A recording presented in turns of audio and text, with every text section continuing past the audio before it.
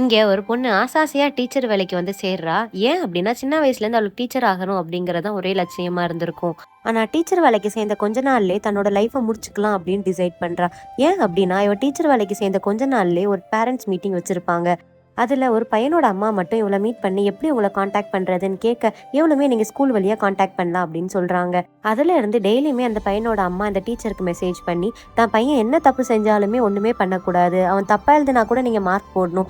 இவன் சேட்டை பண்ணா கூட நீங்க ஒண்ணுமே அடிக்கக்கூடாது அப்படிங்கிற மாதிரி டெய்லியுமே மெசேஜ் பண்ணி டார்ச்சர் பண்ண ஆரம்பிக்கிறாங்க. அப்படியே அந்த அம்மா இன்னும் ஒரு படி மேல போய் ராத்திரி பகல் அப்படின்னு சொல்லிட்டு எல்லா நேரமும் மெசேஜ் பண்ண ஆரம்பிக்கிறாங்க. முதல்ல சாஃப்ட்டா பேசின அந்த பையனோட அம்மா இப்போ ஒரு அளவுக்கு மேல அதிகாரமா பேச ஆரம்பிச்சிடுறாங்க.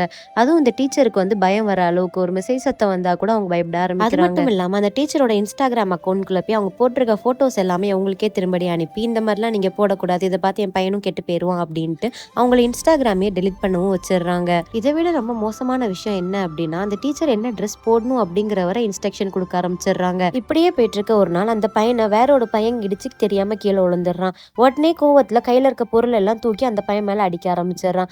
இந்த டீச்சருக்குமே அந்த பையனை நிறுத்தலாமா வேண்டாமான்னு சந்தேகம் வந்துடுது. ஏன்னா நிற்பாட்டிட்டு அவங்க அம்மா வந்து இதுக்கு சண்டைக்கு வந்துருவாங்களோன்னு பயப்படுறாங்க. ஆனாலுமே இன்னொரு பையனை பார்க்கணுமே அப்படின்ட்டு கடைசியில் நிப்பாட்டி 2 பேரையுமே சாரி கேட்க வைக்கிறாங்க. இந்த அம்மாவுக்கு தான் பையனை வந்து சாரி கேட்க வச்சுட்டாங்களே அப்படின்ட்டு அடுத்த நாள் கோவத்தில் வந்து டீச்சரை பார்த்து, நீங்கள் என் பையனை அபியூஸ் பண்ணீங்க அப்படின்ட்டு பொய்யான கேஸ் டீச்சர் மேலே கொடுத்துட்றாங்க. இதனால மனசு உடஞ்சி போய் தான் அவங்க தப்பான முடிவு எடுத்திருப்பாங்க. ஆனா அதுக்குள்ளேயுமே வேற ஒரு டீச்சர் உள்ளவரை இந்த டீச்சர் சூசைட் பண்றதை தடுத்துடுறாங்க. அதாவது இந்த டீச்சருக்கு ஒரு ஹேபிட் இருக்கு. இவங்க ஸ்கூல் சேர்ந்ததுலேருந்து நடந்த எல்லா விஷயத்தையுமே ஒரு டைரியில போட்டு எழுதி வச்சிருக்காங்க. அந்த பையனோட அம்மா இவங்களை டார்ச்சர் பண்ணது முதற்கொண்டு எல்லாமே எழுதி வச்சிருக்காங்க. அந்த டைரியை அந்த டீச்சரோட அம்மா வந்து ஒரு நாள் படிச்சுட்டு தான் பொண்ணுக்கு நடந்த கொடுமையெல்லாம் இஆர்பிபியில் வந்து கம்ப்ளைண்ட் பண்ணிடுறாங்க. அதுக்கப்புறமே இஆர்பிபில இருந்து ஒரு இன்ஸ்பெக்டர் அப்பாயிண்ட் பண்றாங்க. அவருமே இவங்க டைரியை படிச்சுட்டு என்ன நடந்திருக்கு அப்படின்னு புரிஞ்சுக்கிறாங்க.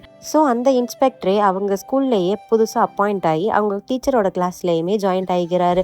புது டீச்சர் வந்துட்டாங்க அப்படின்ட்டு அந்த பையனோட அம்மா திரும்படியும் வந்து இவங்கள்ட்ட பேசி உங்க நம்பரையுமே கேட்குறாங்க. ஆனால் இந்த டைம் இவர் முந்திக்கிட்டு இவர் நம்பரை கொடுக்காம அந்த லேடியோட நம்பரை வாங்கி வச்சுக்கிறாங்க. அதுக்கப்புறமே அவங்க பையன் செய்கிற சேட்டை எல்லாமே ஒவ்வொரு நாளுமே இன்ஃபார்ம் பண்ணி என்னென்ன பண்ணலான்னு கேட்டு செய்கிறாரு. ஒரு கட்டத்துக்கு மேலே அந்த லேடி ஃபோனை பார்த்தாலே அலற மாதிரி செஞ்சிடறாரு. கடைசியில் இந்த லேடியால தான் அந்த டீச்சருக்கு அப்படி ஆயிடுச்சுன்னு சொல்லிட்டு இந்த லேடி மேலே எல்லா கேஸையுமே திருப்பி விட்டுடுறாங்க.